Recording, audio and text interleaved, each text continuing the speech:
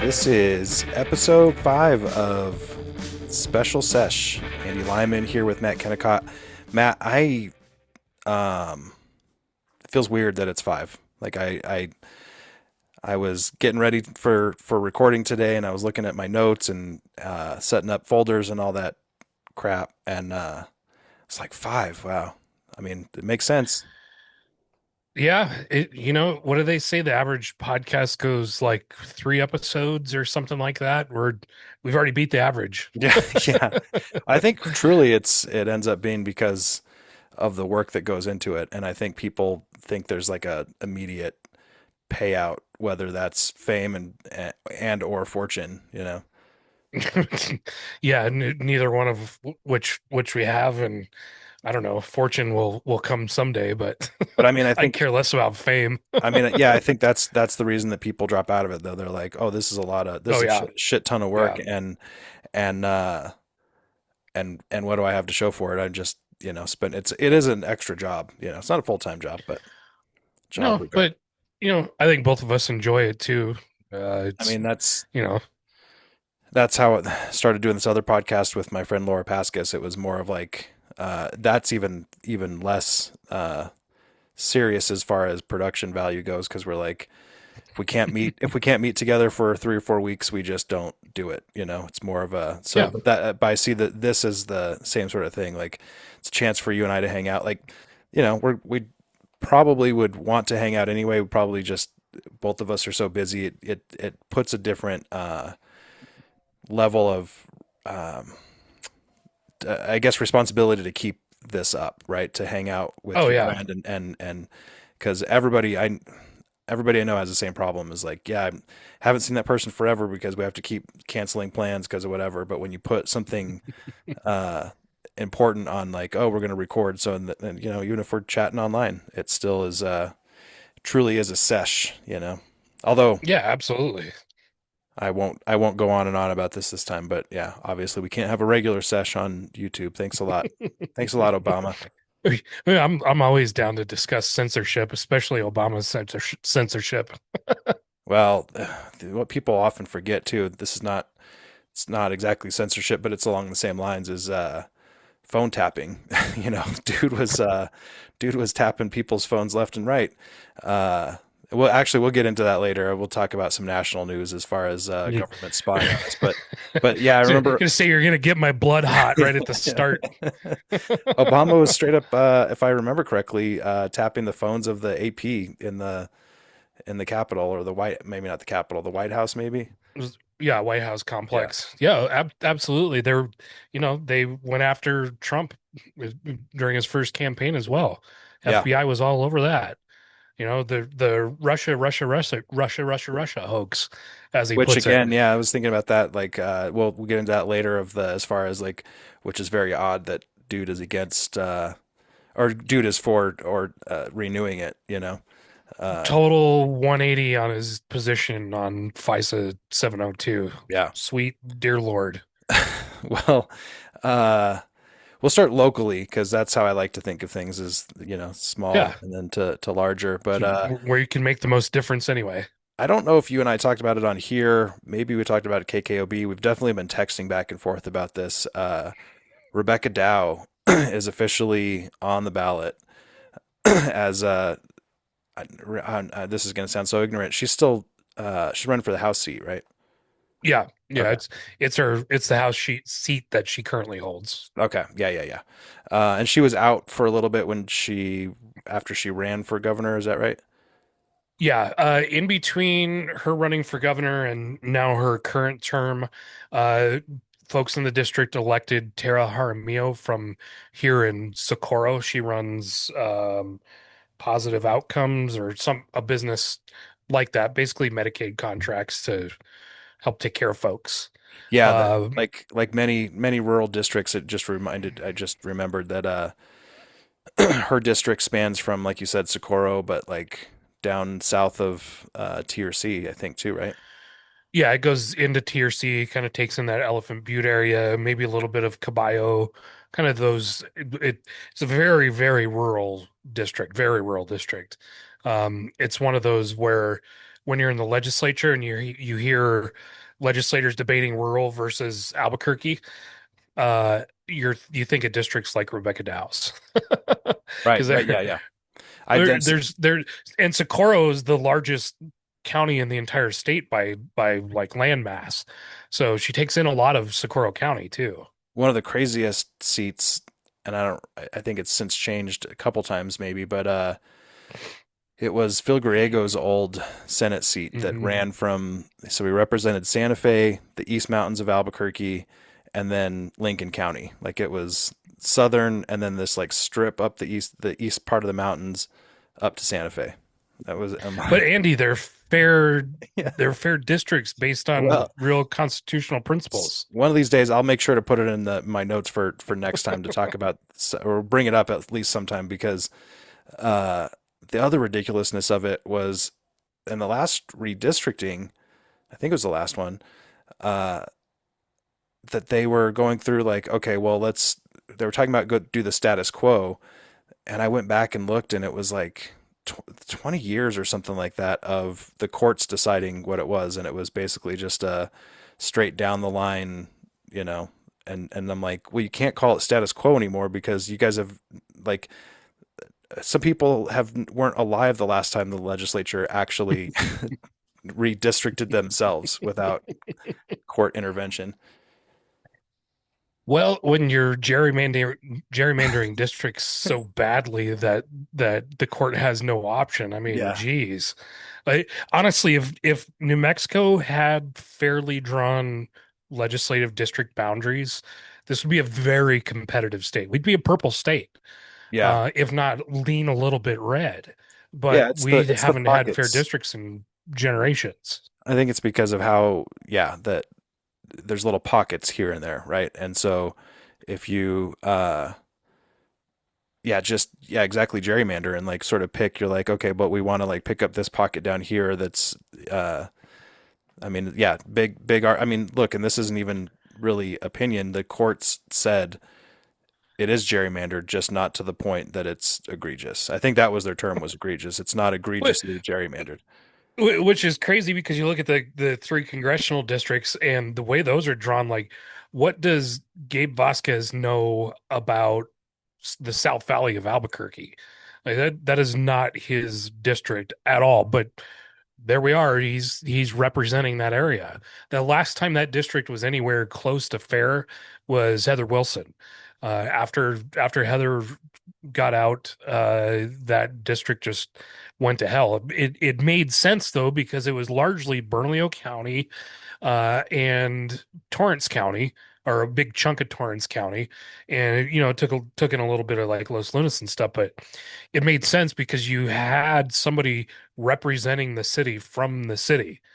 And now it's split amongst the three congressional districts, which makes zero sense. None at all.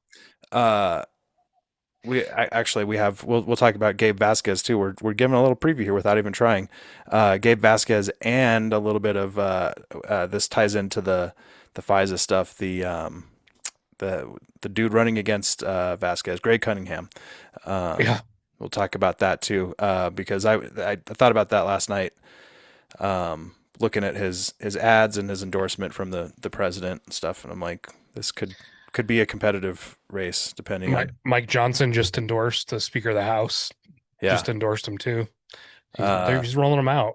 there's I think good and bad in that, obviously. But um, Yeah. back to Dow though. You and I have been texting about this too, and it's just I'm wondering if this indicates something. And is this a sign that Democrats are getting too comfortable with the long standing power that they've had, right? Because there's Yeah. like Good question. little things like this where I think um, I guess it was well, it's party politics. I shouldn't pick on the Democrats too. I'd compare it to the challenges against Duke, right? That was from the Republican Party, Yeah. and I think Duke even said before that even went to court. He said he knew that the judges tend to favor that their favorability is goes towards like getting people on the ballot, When in Yep. doubt, let the people decide whether this person is a viable candidate or not, right? Yep. Uh, Exactly. and that's exactly what the judges said in Dow's case too, right? Is that like Hmm. we're talking about a a pretty, well, I don't even want to say minor, right? Because I guess it all depends on how you view the integrity of some of this stuff. But I think it really came down to that she sent screenshots instead of the actual petitions. Is that your understanding of it too? That's my understanding. And the screenshots did not record the address or other vital voter information. I remember back in the day when we did them on paper, it was like full registered legal name, your date of birth, your registered address, a couple other pieces of information. So I'd imagine the electronic one's the same way. I haven't Yeah. signed one in a while since I haven't been registered to a party, so Yeah, yeah. They don't, they don't come, they only come knocking on my door because my wife is still registered for a party. So, like literally there's state senator that I won't call out, but was walking, down my street, and we had a quick chat because of at the time I was still sort of covering the legislature or was still doing political reporting. So we chatted a yeah, little bit, and she was just like, "So, is your wife home?" I was like, "No." She didn't even ask me. that's hilarious.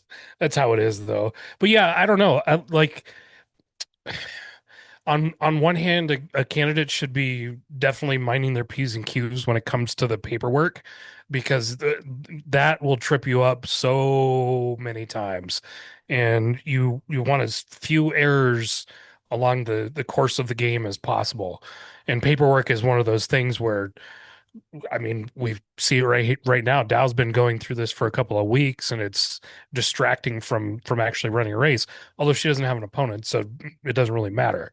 Um, but on the other hand, ballot access, I think, should really trump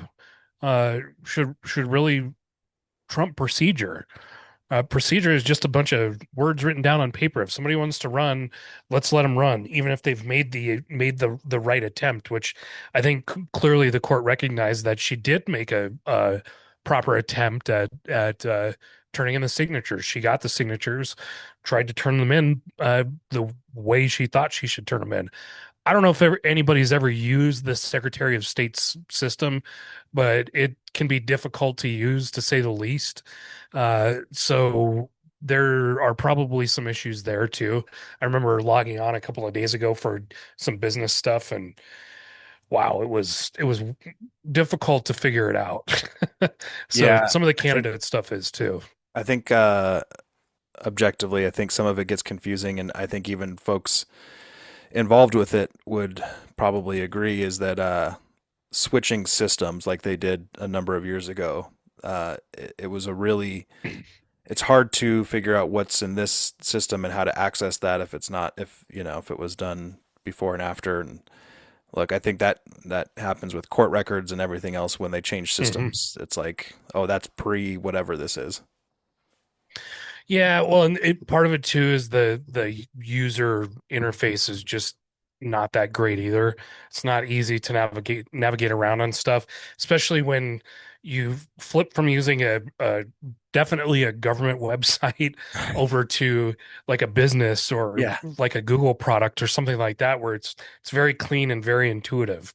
Like let's maybe think about redesigning things in a user-friendly way, but again, it's government, so It's not funny you surprised say it that. doesn't work that well. Just thinking, it occurred to me that I give so much more leeway to government websites. Not leeway because as an understanding, like not that I'm like, oh, I get it. It's just more of like, oh, of course, that this is going to be slow and outdated. When I see that on a business, like sometimes I'll go to somebody's website and it's all fucked up, Yeah, and I'm like, it's like, what is this? this guy's just an asshole, you know? As much as we have to like book hotels and rooms in rural New Mexico, you always get those crappy little motel websites where Oh they're yeah, like, "Oh yeah, here's the price, but you got to call to book." yeah, yeah, yeah, Like, yeah. fuck that. We got free booking systems now. It's always it always makes me think twice when I'm booking a hotel and you can't book it through Google or like one of the other things where they're like, go to the website for the rates, and Right. I'm like, oh, Yeah, I'm good. It should all be in one. But anyway, But you mentioned something about her um, not having an opponent. I'm sorry, back to Dow that she didn't have an opponent.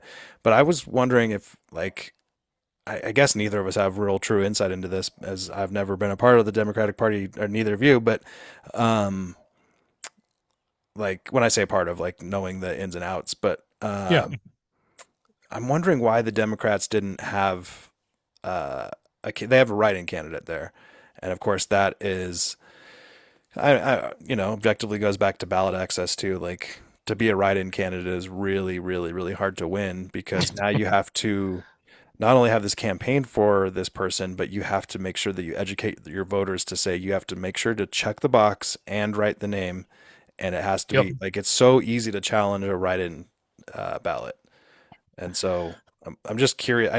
I'm baffled at why the Democrats didn't get somebody in there sooner.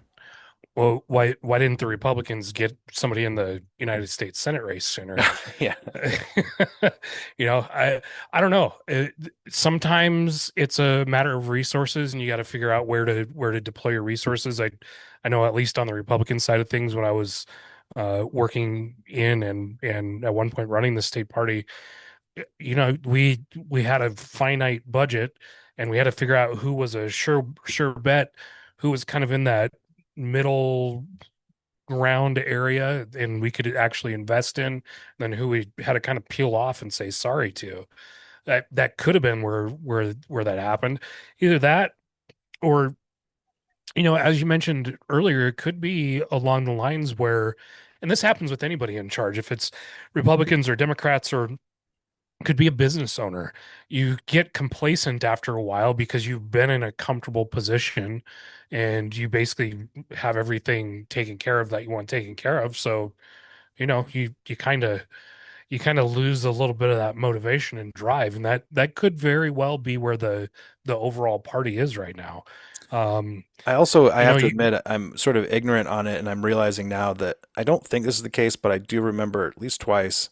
Maybe the most recent was Art de la Cruz, Senator Art de la Cruz. Uh, there was something about maybe I'm conflating two races, but I know that there's been at least one time in a Democratic race here in Albuquerque where the Democrat ended up not getting like got challenged and ended up not on the ballot because they didn't have the right signatures or something like that. I don't think that's what yeah, happened in Dow's district. I feel like I would have no, heard about that. I think it was they just yeah, didn't put. she got the right signatures for sure, and Oh, that's something that, I just mean that like I wonder, or I'm saying there's a possibility that some Democrat was going there but got knocked off the ballot because they didn't have enough oh yeah, signatures. But that's possible. I don't think that happened. I feel like we would have heard more about that. But Oh, I'm sure. Yeah, I don't know. I think the other, I don't know, I guess you could call it issue, is you still very much have a kind of rural versus urban Democrat divide where more of the city Democrats are on the progressive side of things and your urban guys are closer to Republicans.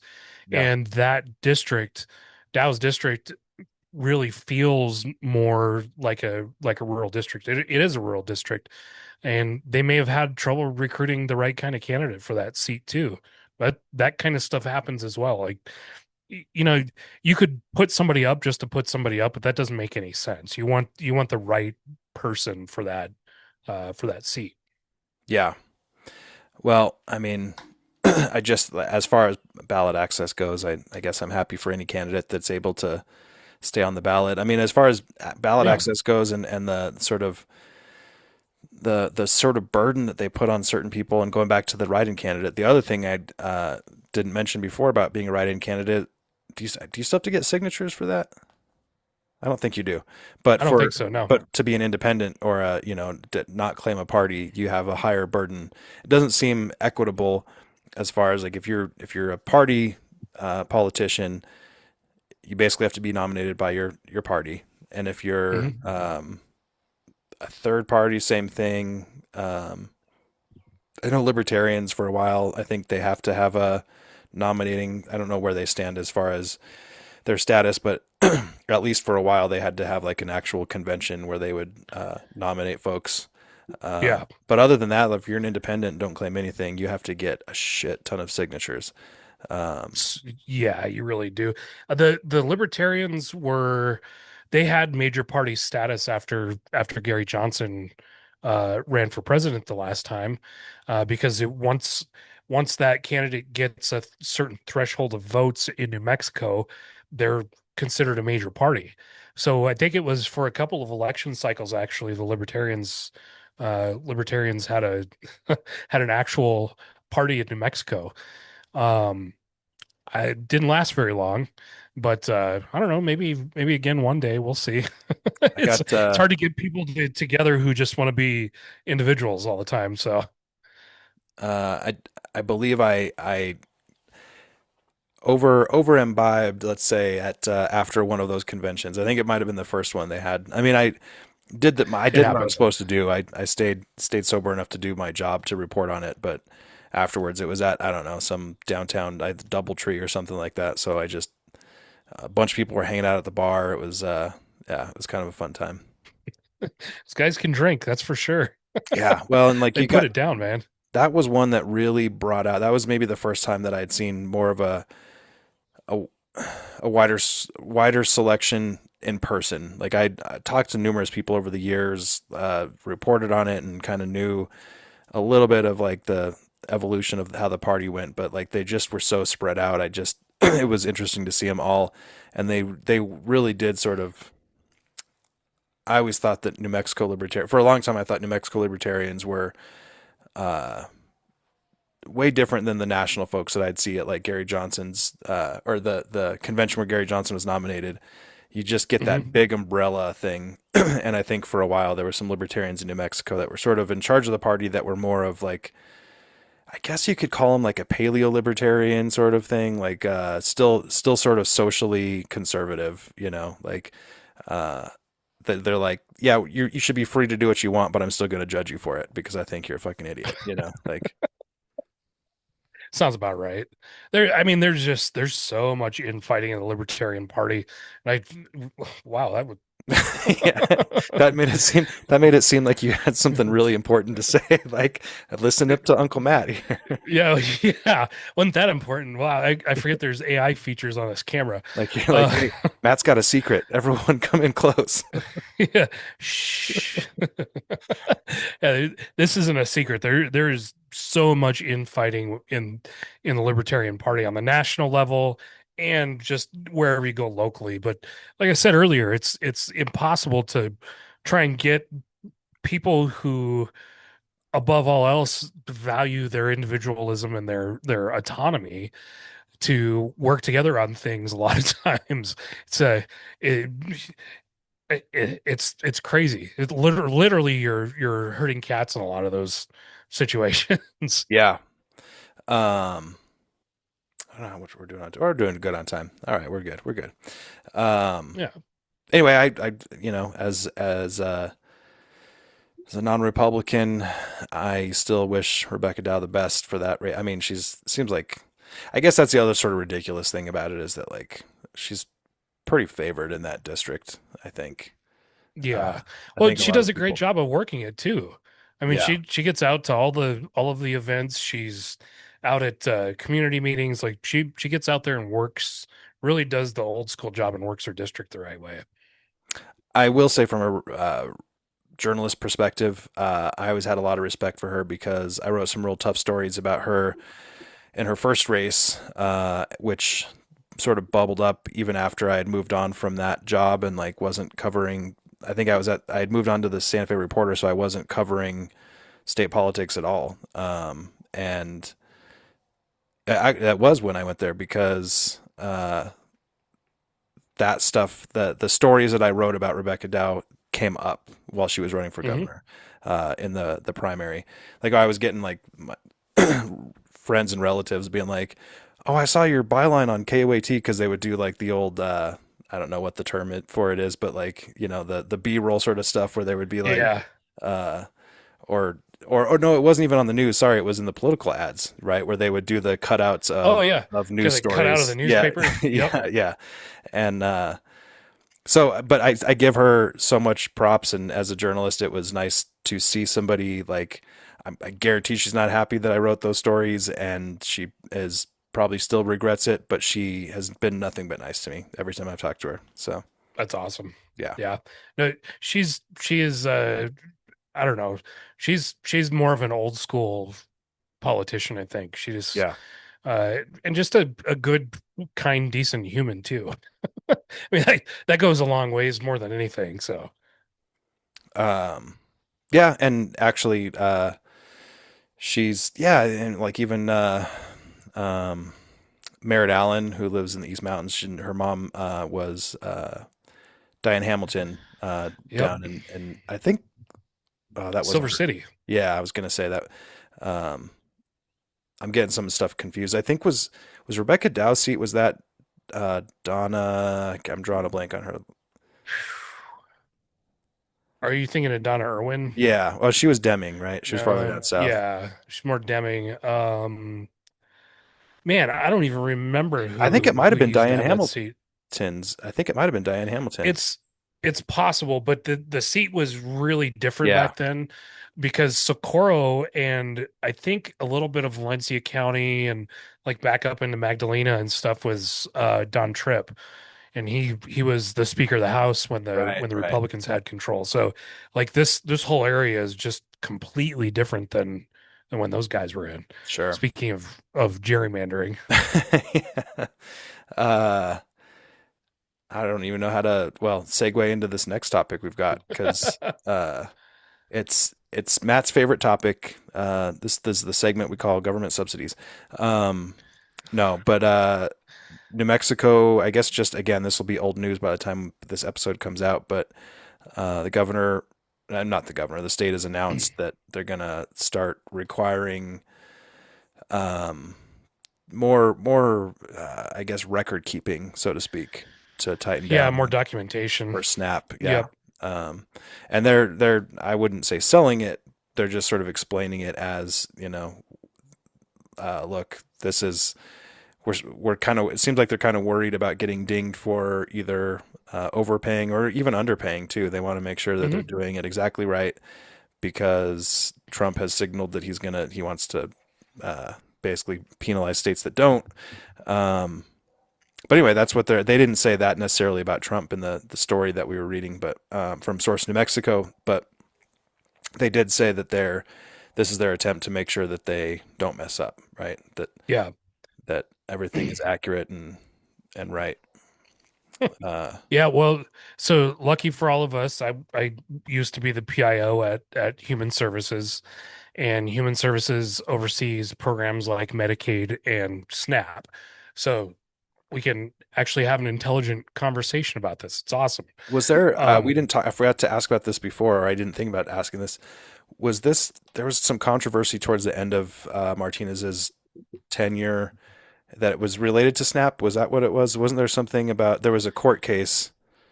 Uh, yeah, there were work requirements. oh, okay. So during the administration, you either had to be looking for work or working something like, I want to say it was in the neighborhood of like 25 hours a week or in a job training program. Really, it wasn't anything onerous at all. And a lot of counties actually received waivers because you had to meet a certain unemployment threshold to Hmm. actually uh, meet those work requirements. And with the high unemployment rates in a lot of the counties at the time, a lot of those counties had work waivers. So really, there were only a few places in the state where it took effect, and people still got pretty pissed off about it. But Um, wasn't there a court case down in like southern New Mexico over people getting denied benefits or something like that?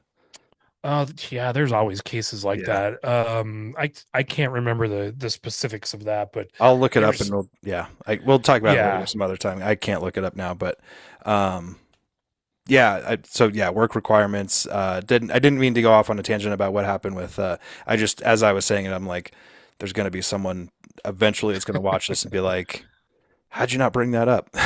Like, I guess like, we're not trying to hide anything. We're just interested in talking about other shit. Um, Yeah. but I thought it was interesting that this is sort of like I said, the governor of the state didn't explicitly say we're doing this because we're worried that Trump is going to, come after us. They're just Yeah. saying, look, we want to be accurate. We want to make sure that people get the right amount that they're supposed to be getting. So we're going to Yeah. make sure that everyone documents everything.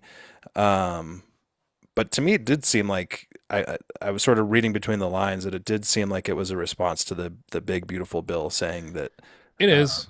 we have to cut down on this waste and I don't want to say fraud because I don't, but yeah, waste, fraud, and abuse. Say fraud. Yeah. There's plenty of fraud. That's a whole different story that we can definitely get into at some point because there was a lot that we discovered during the Martinez administration too, and a lot being found in California now by independent journalists as well. But again, different story for a different day. Uh, this one is interesting because yes, they are asking for more documentation, but if New Mexico wanted to do this on their own, they would have done it before. We've had the highest error rate in the entire country for years now. I think I read it's at 14.3%. That means people are either overpaid or underpaid on their benefits. And what will probably end up happening is you'll see a shrinking of the SNAP rolls, which probably needs to happen anyway, because I'm sure there are folks on there that they probably don't qualify for one reason or another. But again, that's a big issue with part of the issue with the error rate too. So could have done this. It's happening now, which is actually great news. I'm happy to see it. Like, let's make sure that only the people that should be getting the benefits are getting the benefits. Did you, slightly off topic, but Mhm. did you ever see there was an interview with Jon Stewart not that long ago and Nick Gillespie from Reason TV or Reason Magazine? Uh, so you know who Nick Gillespie is, right? He's Oh the yeah, I think I might have former. caught some of the clips. There was they in their convers. This was, I think, for Jon Stewart's The Weekly Show podcast, but they were talking about what libertarians believe in, and um, he'd asked him. I don't know how it came up, but they were talking about sort of social services like this, like SNAP. Hmm. And Nick Gillespie said something that I was like, oh my gosh, I don't care what your belief in it actually kind of makes sense if you think about it.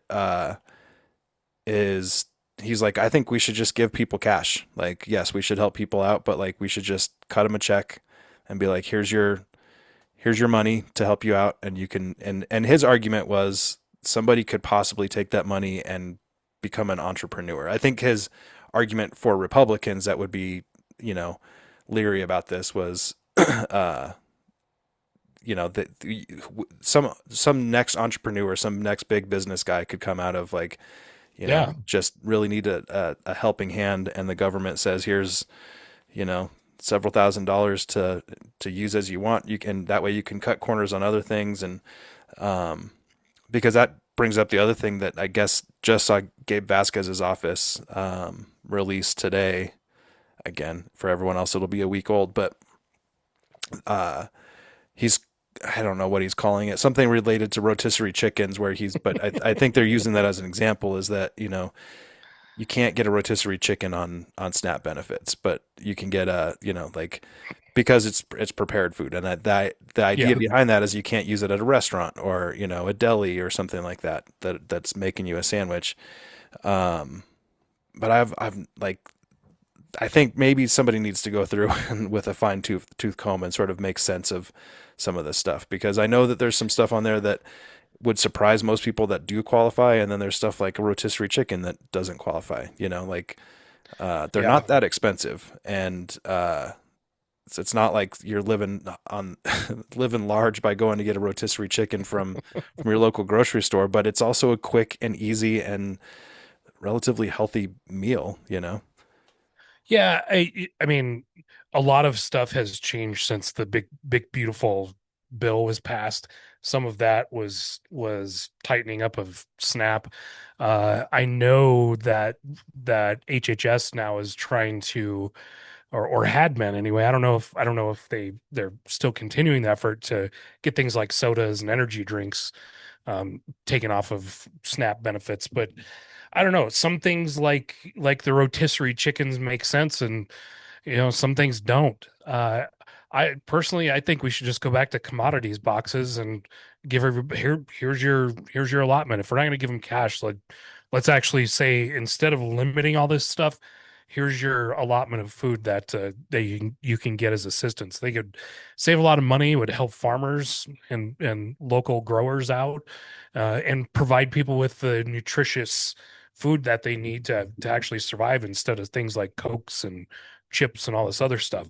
And by the way, which turns out was exposed as a giant form of corporate welfare. You've got something like 3 to 5% of Coke's all of, I don't even remember the number. I don't want to cite it, but it was a giant number of Coke sales came from SNAP benefits. And that goes for all of the companies that sell things at stores like Walmart. So I think the system needs to be reformed just for that fact right there. Uh, why are tax dollars further propping up these giant corporations that have a chokehold on our economy? I don't know. I don't understand that. Yeah, I think Let's that's get where back to some basics. that's definitely where you and I agree slash disagree in that whole sort of thing is, I think we both definitely see eye to eye on if anybody's going to be getting handouts, it shouldn't be these multi-billion dollar corporations that just need to like Yep. trim some of their own fat, and too big to fail. I don't, yeah, whatever. Yeah. However, like, uh, I look, it might be my Pollyanna glasses or, whatever it is that I'm, how I'm looking at this, but, that I personally am like, I'd rather err on the side of, I guess it depends. I would like a lot of things. I want to know how bad and how widespread some of this stuff really is. And, if Hmm. it's something that needs to be like high priority right now, um, because I also like, man, especially as the economy is going right now, like, and again, things are moving so fast with oil prices and Iran and all that other shit that like, but right now it's like, it's just getting more and more like by the day, more and more expensive to just operate as a human being in across the country, It's but in New crazy, man. Mexico right now. Uh, so yeah, I mean, I don't know.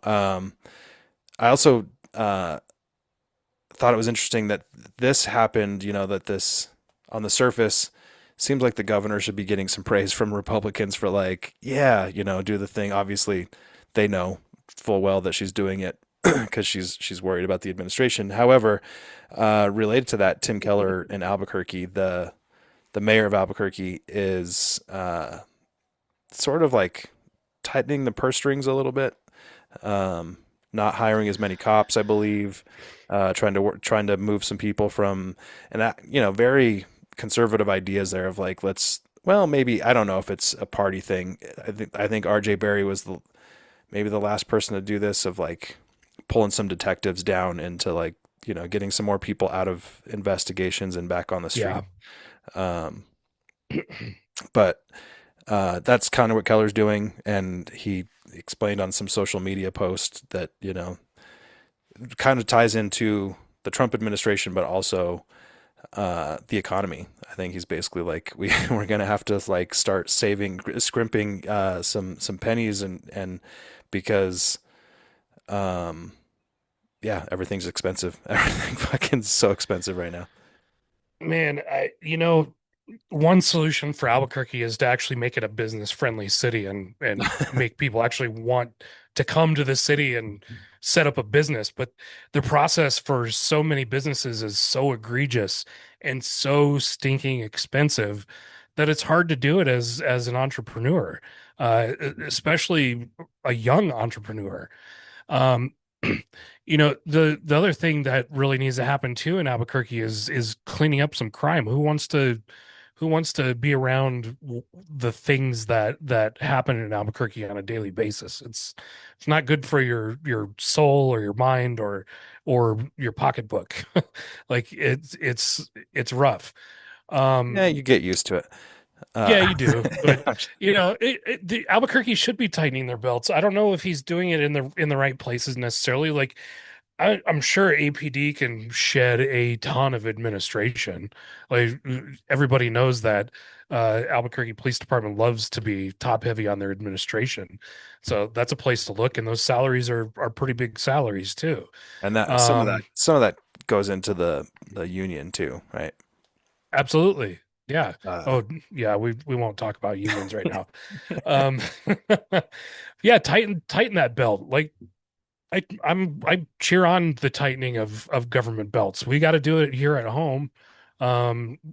They should be doing it there at their homes too.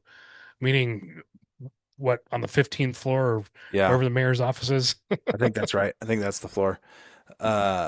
I don't even know if I've, yeah, I guess I have been up there before.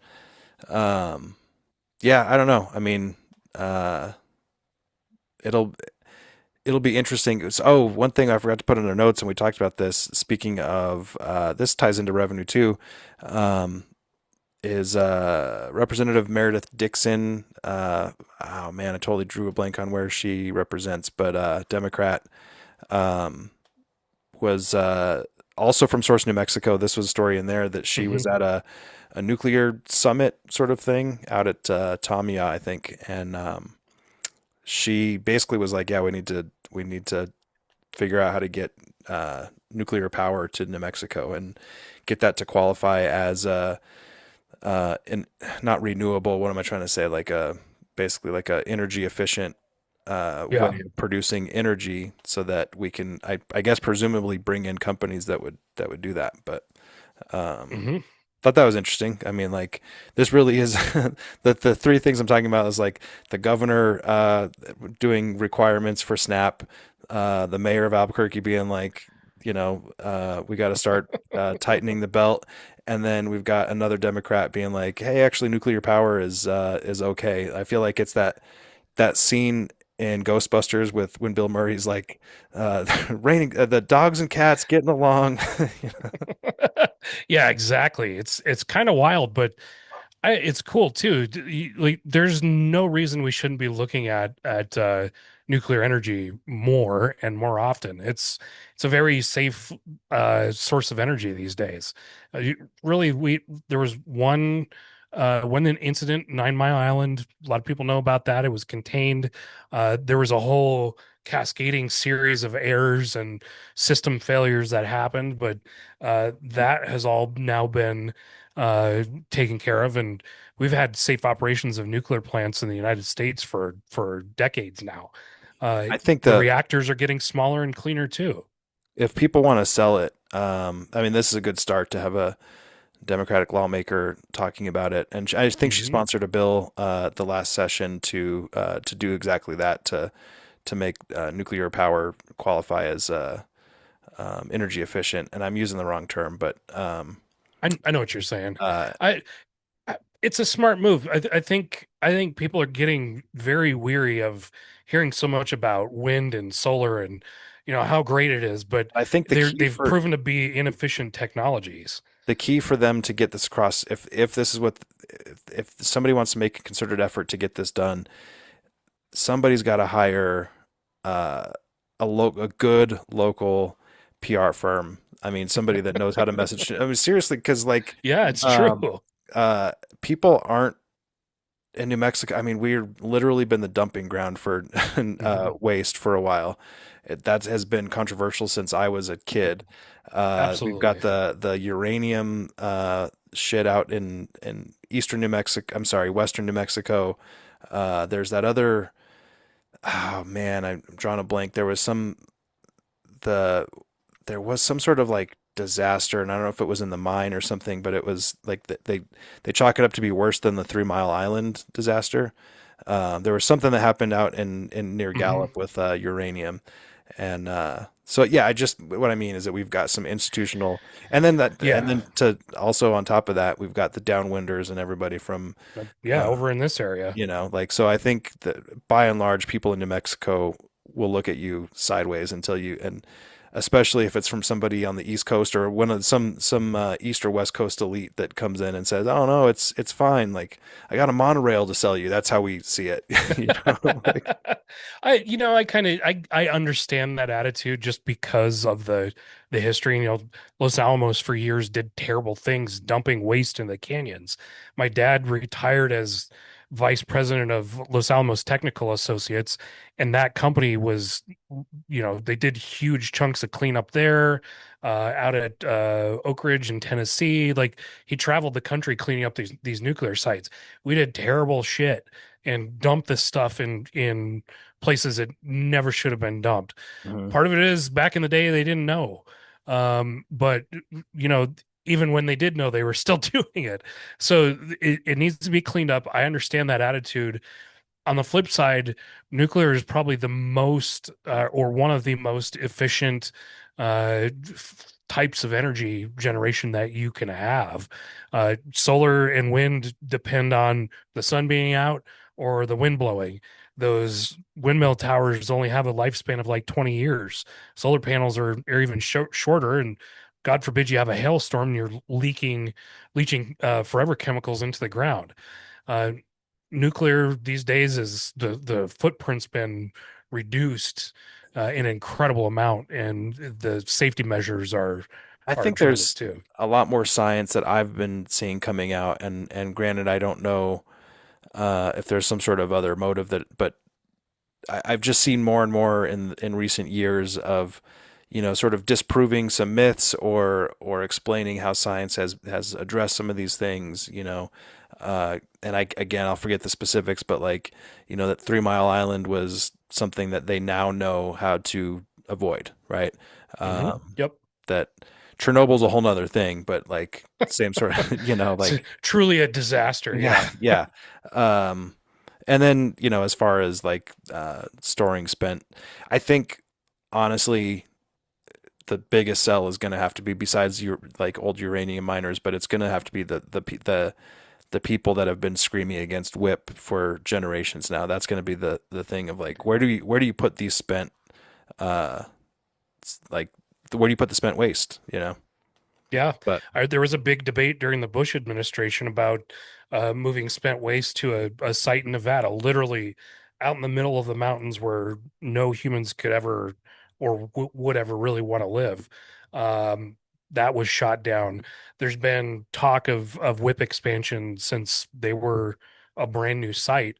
This happens all over the country. You need a place to put this waste. Storing it in salt caverns is a very safe way to do it. Like I don't know if have you ever seen the containers that they pack the nuclear waste in? Um, mm-mm. they're, I mean, they're constructed in a way, and they test this.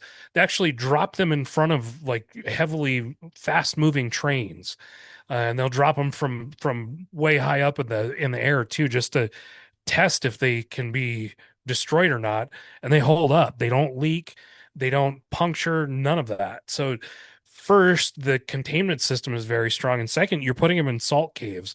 If those caves ever collapse, all they're going to do is just compress that material, and it'll stay there until it decays. And we'll just It's a very safe way to do it. Can we just spray it with iodine? Isn't that Sure, why the not? isn't that supposed to? I thought that's why iodized salt was supposed to help with your what? Um, Radiation exposure, yeah. yeah, it helps with your Hmm. what is it? What's the organ I'm thinking of? Oh, Uh, your thyroid. Thyroid. Yeah, there you go. Yeah. That Yep, that's right. that's to help you not get thyroid cancer, basically, right? Exactly. Yeah. So one of the things to remember about WHIP too is it's relatively low. They call it low rad. It's low radiation waste. So you're talking things like your smocks and your gloves that come out of the glove boxes, and everyday stuff like that. You're not talking about big packages of spent nuclear rods. That's not where that stuff goes. Plus, nuclear is becoming more and more renewable too. You can actually take those rods, reprocess them, and get more life out of them too. So there's a lot of big benefits to nukes. Do you think tying into to oil and gas and or the Iran thing? And again, things are moving so fast. Who the fuck knows where we're gonna be? uh, when this comes out. However, I wouldn't be surprised if um, kind of this seems like a situation where we're going to end up right where we started from, and then there's going to be this praise for Trump for like getting us out of this thing that he helped create. Like that it's gonna be the equivalent of like setting a house on fire and then putting it out and being like, "Aren't you glad I saved your house from burning Yeah, down?" look what I did. Look what Yeah, I did. Yeah. Well, this is happening every couple of days now too. It's like we've reopened the Straits of Hormuz. Oh wait, they're closed again. Like yeah, it's all this flip-flopping. It's crazy. We just end up in the same place where we started, which was they were open and yeah. And nothing else then was happening. now we've got our own blockade, at least while we're recording this, a blockade which is causing its own problems, right? And then if we ever remove that, it's going to be like, yeah, yeah, it's open. We can trade freely again. And you're like, well, that was happening literally 3 months ago. Literally. And how many billions of dollars now? Yeah, It's crazy. And the kind of the cherry on top to all this too is there's a ton of market manipulation going on. People are placing what look like insider trades on oil literally minutes before announcements happen. It's insane. They're just there's all kinds of crazy shit happening around this whole war too. It's not just us bombing the living hell out of Iran. yeah. There's a bunch of Kalshi people that are making money too. I'm sure. Yeah, that too. Man, those prediction markets are Yeah, crazy. yeah. Uh, I mean, I'm not convinced that an administration couldn't start their own market in something like that program, right? I mean, they start their own stable coins and shit. So Yeah, why not a prediction market? yeah. Uh, Speaking of shady government, that's that's an What, not all of it? oxymoron. Yeah, redundant. That's a Yeah. redundant. Um, as we promised at the beginning of the show, FISA 702, something else you and I Oh, were here we go. texting about, and this is going to get Matt riled up, where he's going to need to go go smoke a joint and take a walk. But yeah. Anyway, again, I don't know what's going to happen with this by the time this comes out, but right now there's a whole bunch of hullabaloo over whether they should renew FISA. Is it this specific section of FISA 702 that Yeah. they need to renew or Yeah. wants to not 702 need is to, but they think they need yeah, to. We don't want them to. It's 702 is basically what gives the federal government authority to spy on Americans and without a warrant. They could literally go in, uh, pull all of your phone conversations, your text messages, your emails, whatever they want to, and use that. It all gets caught up in this snare where, under the guise of national security, they're basically saying, "Well, we need to monitor all this traffic so we can figure out who the terrorists are and what they're plotting against the homeland." But uh, this goes way too far. It allows Americans to be spied on. It violates our privacy. Really, in 2026, we don't have any privacy left at all. This just kind of seals the deal on it. It's we tarred and feathered politicians for a lot worse or a lot less worse actions than this back in the day. Now, too, you've got people flipping their positions. Representative Anna Paulina Luna from Florida, she was hard against FISA 702 for a long time.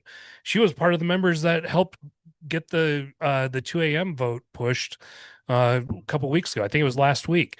Now she's saying no FISA renewal without the SAVE Act attached. It's like, no, you don't trade those two things. They're two separate issues. You vote no on 702 yeah, we call that to, log rolling. yeah. I mean, of course, they do it in Congress all the time. Yeah, As much as I want the SAVE Act to pass, I don't want it attached to something like FISA renewal. That's stupid. Trump himself has said that Obama and Biden used FISA 702 to spy on him and his associates, and he was dead set against it. And now that renewal's up, he wants a clean renewal. That means it's just renewed with all the same bullshit that's in there now that allows the that's feds to crazy. spy on That's Americans. that's crazy to me that he's got. It just seems like that seems to me like it's some sort of somebody, whether it's somebody in Congress or the intelligence community, somebody said, "Hey, do this, and we'll scratch my back, we'll scratch yours." There's because he doesn't Yeah. seem like the kind of guy that just does things when somebody asks him to do it. Like there's got to be some sort of like deal that he gets something out of it. That's the That's my only thing that cynical view of it. makes, yeah, to make sense out of this whole thing, that's the only thing that makes sense. It could be something far more nefarious than that. It could be that maybe one of his friends just came to him at the last minute. I mean, I read a report yesterday. I have to bring up the Epstein files every episode. Yeah. I Ding. I We read got to a get a little counter. yes. I read a report yesterday that Trump was saying that was he was basically ordering Pam Bondi not to release the rest of the files and to have certain things redacted because it would quote unquote hurt his friends and hurt a lot of people at Mar-a-Lago. Well, sorry, that sucks, but they shouldn't have done the shit they've Yeah. done. Um, you know, Guess who else was hurt? yeah, Children. exactly. Yeah, yes, 100%. Those people should be run through the damn wood chipper. Um, but I don't know. Like it's a major flip flop by Trump, and I'm not sure where it came from. If you want to go down the conspiracy theory hole, Miriam Adelson and her group have basically given Trump something like $250 million in contributions over the years, and she's been an outspoken uh, person that has wanted this FISA renewal. So I Hmm. don't know. Maybe that has something to do with it. Conspiracy theories, though, like I don't know. It's a really bad look for folks. It's really hard to make sense of. I'm trying to think of a good analogy, and I can't think of a good concise one. But it's like everyone. I think everyone's smart. That you're like, here's the exact law that made your life a living hell while you were running for president, and you want to get rid of it, but then all of a sudden you're like, that's not like what could possibly change your mind where you're like, that sucked, and I hated that. you know, I mean, Probably the same thing that changed his mind about Iran and starting a new war. yeah. That Well, might have something to do with who it, but I knows? don't Like I know. said, that could be somebody in the intelligence. Like now, I'm remembering all this stuff is flooding back that I forgot to put on our notes for today. But like, Cash Patel suing everybody for it's this again this whole thing of uh, saying you want something. Like Cash Patel's like, yeah, we're going to be the best FBI ever, and now you're fucking suing people that uh, are writing news stories about you. Like, Did, did you see the Iranian propaganda about Kash Patel? They made a little Lego uh-uh. figure. Oh yeah, yeah, He's yeah, yeah. I did he's see that. he's Yeah. drinking a beer and he's got bottles around him. It's like that's a pretty accurate description, I think. I am not That's making any accusations against Cash Patel, but I will say this. Uh, Hypothetically, if somebody was just suing the shit out of people like that, I might go, that might be like wet brain. That might be an alcoholic brain doing that to like, because I'm might thinking be. like, why? And again, that's just it's total speculation. I'm not making any accusations on that, but also fuck him. He's a public figure, so whatever. Like he needs to like Exactly. that's what pisses me off about the defamation lawsuits and like this is the Atlantic and like whatever if you disagree with them as a publication, like they're still a professional publication that makes sure that they don't want to get sued. They're going to go through all the processes they need to process and protect themselves. They have lawyers that understand the First Amendment law probably a whole lot better than Cash Patel. Uh, and Well, yeah, that and I'll put it a little more simply. Just stop being a bitch. yeah, Like yeah, that's a good seriously. way to put it.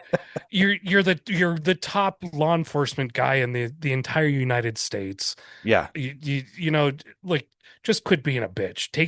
just Take your fucking arrows. move on. I mean, I guess that's what a Yeah. lot of people don't realize before they get into politics is it's a whole lot of swallow your pride and move on and act as if Yep. not like just not act as if not, but like just go about your business and that You gotta have that rhino hide. Like you really yeah, need to yeah. be that thick skinned to actually participate at a level like that.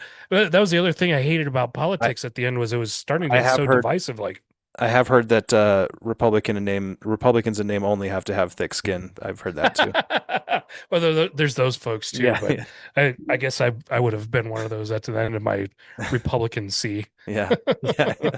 But sorry, yeah, I think overall it's like just grow up, and you know what? If you have a fucking alcohol problem, like I don't know, like don't let it.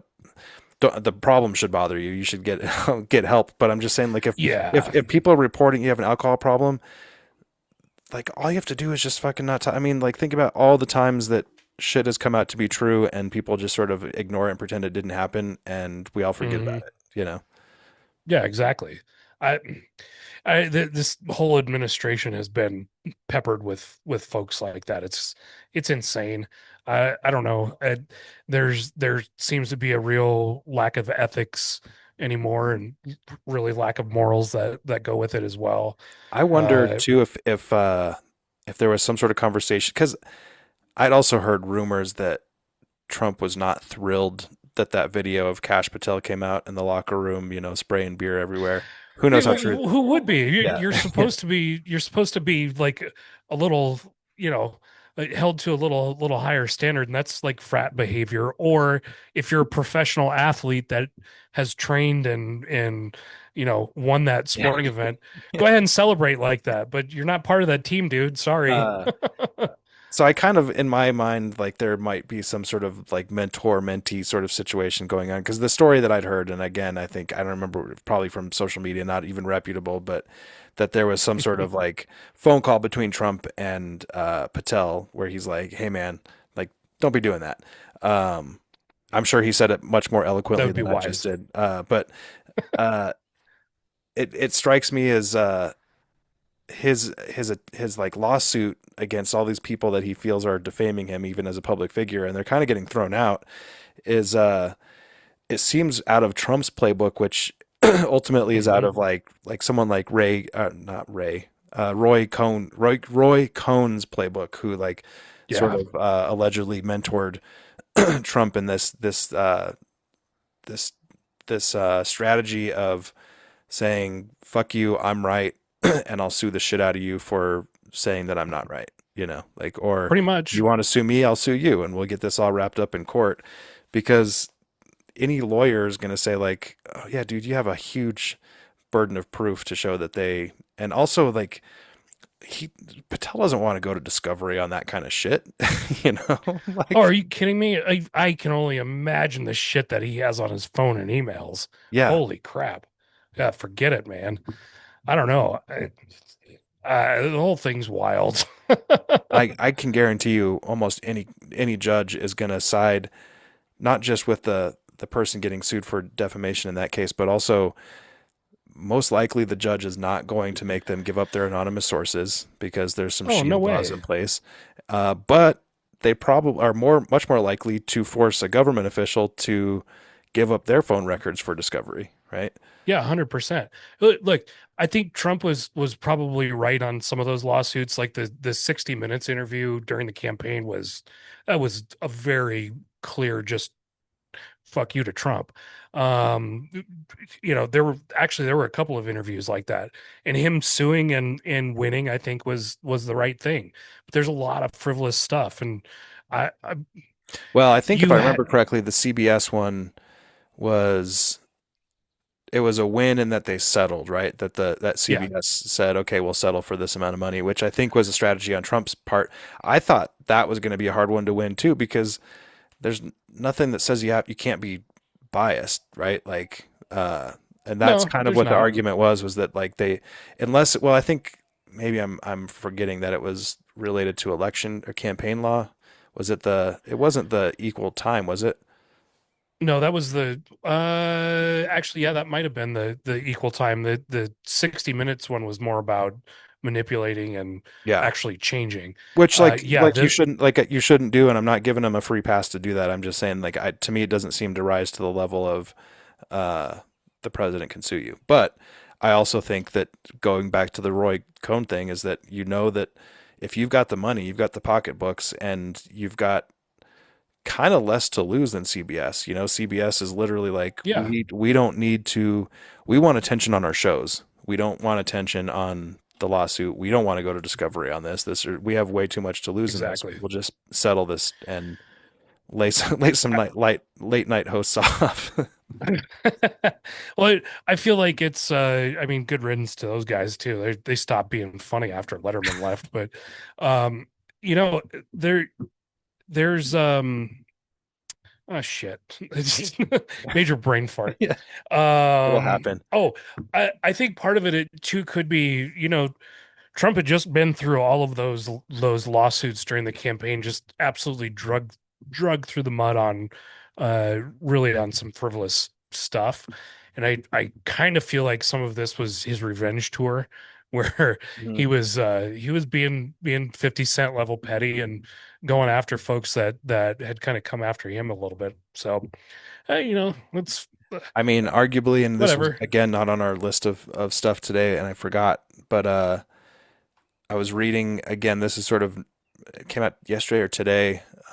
Again, it'll be a week old by this time this comes out, but um, the DOJ going after the Center for Law and Poverty. Um, uh, that the headlines that I heard first initially were like, the fuck, they're giving money to these groups, and then I read more about it that it was for these uh, undercover sort of operations, right? And Yep. again, I'll let everyone else have their judgment of like whether that's something they should be doing, but I'm like, it's kind of rich that the government is calling out somebody for doing exactly what the government does all the time, right? Like funneling Isn't it though? funneling money to all these different shady things so that you can get undercover people and sting operations and you know and so but it also made me think of Trump's complaint about weaponizing the Justice Department, which shouldn't happen no matter what party you're in. But I think he can't resist like taking his crack at it. You know, Yeah, I oh yeah. I think it's you don't have to. It's not a hard argument to say that he's weaponizing the Justice Department in his own way. Oh, for sure. Especially when you have Todd Blanche as acting AG. Yeah, He's the one that's truly covering up the Epstein files. Said there will not be any further releases of these files.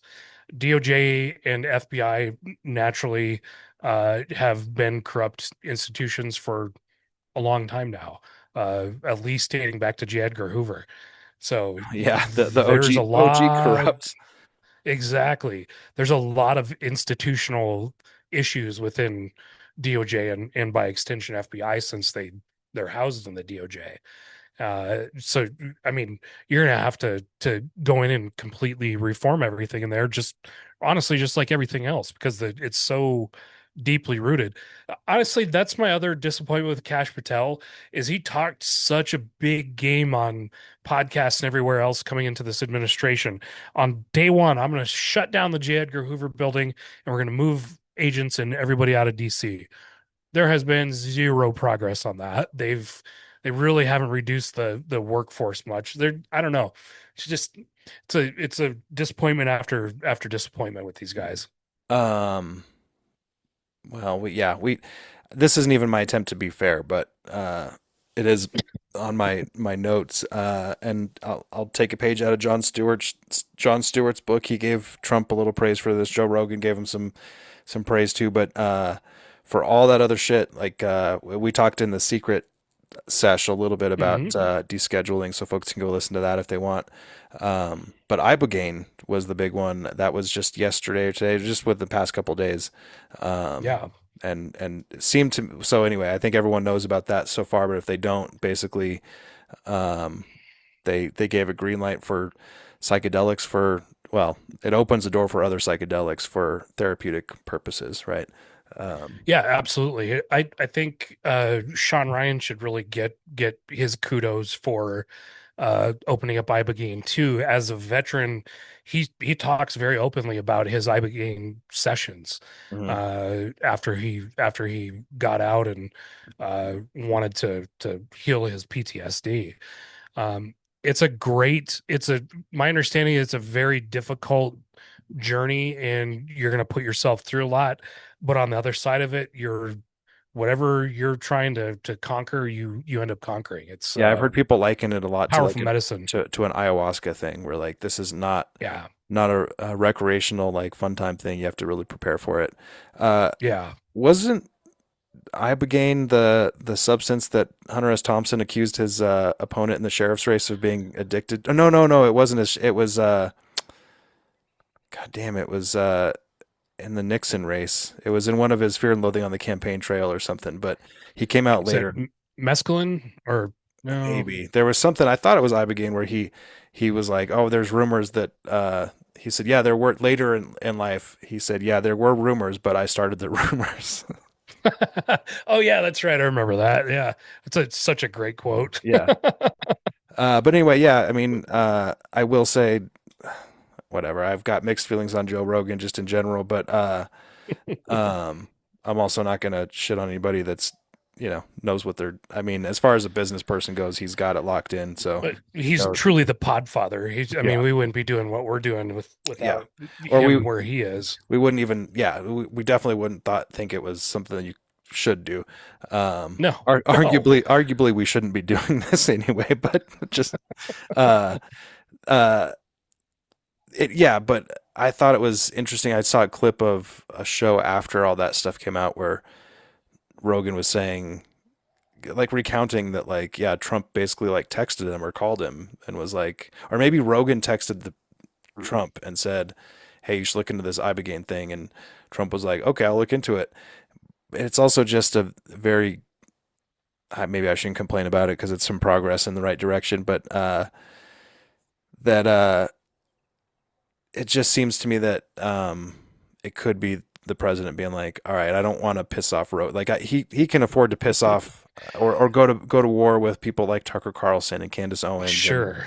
he can afford that because he's like, I don't need the people that are against me anyway. But like the Joe Rogan sphere, like there's a whole bunch of people there that I can really get on my side, and he has the best reach of everything. Oh, And Rogan helped him win the last election, oh yeah, hands down.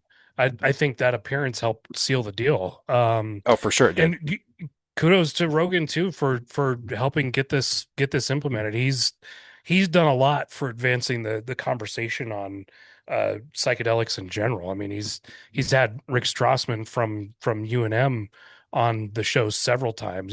He's a renowned psychedelics researcher at the University of New Mexico. Really cool stuff. He's, I, I personally have had my eyes opened to more about psychedelics through his podcast. Mhm. I think that's a starting place for a lot of folks, or just a place to get a little bit more education on it. So, major kudos, kudos to John Stewart for offering what he did as well. Like, it's a big leap forward to see something like this actually be put into what we consider the mainstream, and it's just going to get better from here. We've got psychedelic therapies coming online in New Mexico here soon. The DOH is set to start issuing licenses sometime next month for mushroom growers. Yeah, So again, we're we're opening talking up new about avenues. truly organic substances too that don't take a chemist to put it together the right way to do it. Not, I mean, Exactly. no hate against certain things that take that, but it seems like a step in the right direction there. Of like, instead of manufacturing more pharmaceuticals to try to address these things, let's go to these roots and this Mhm. fungus and stuff that grows around us that has been around since before we were around. It's all natural medicine. It's all plant medicine. And I mean, there's such a movement to move away from Western medicine in a lot of circles.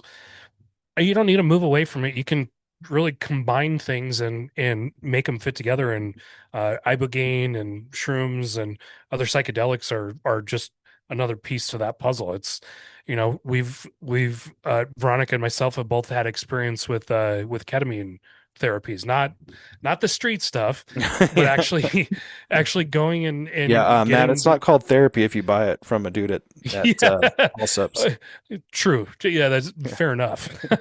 Um, but yeah, we've gone and gotten IV therapies, and it works in amazing ways that traditional pharmaceuticals can't, and probably some other methods cannot. Yeah. It's one of those wonderful, wonderful psychedelic things. And if it's going to help people, then let's make sure it helps people.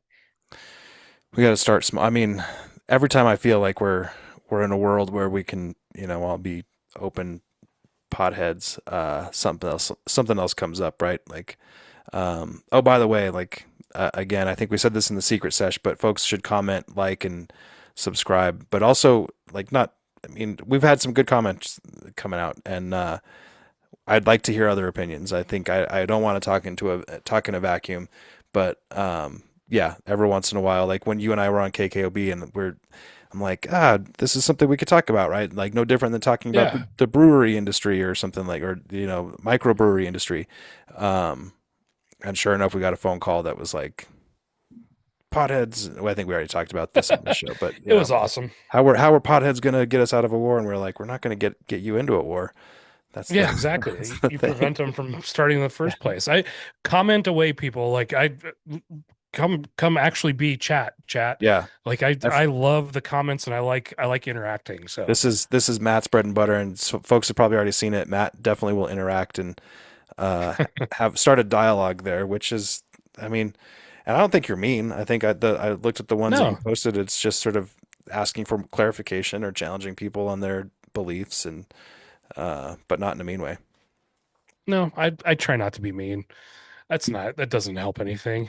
Yeah, I'll be exactly. direct. I'll be very direct, but never mean. I'm just not a mean person. Yeah, I try not to be either. But um, on that note, I think I should probably. I'm getting headphone fatigue, and we're already past an hour, I think, and we covered a bunch of shit. So It's a lot of stuff, yeah, but it's good. uh, I like it.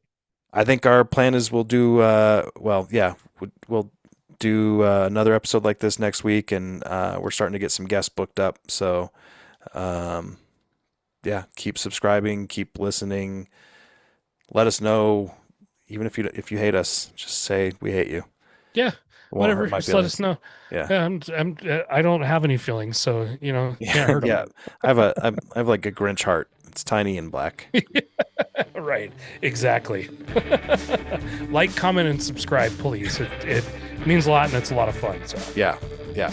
It gives Matt something to do when he's not gardening. yeah, Uh, exactly.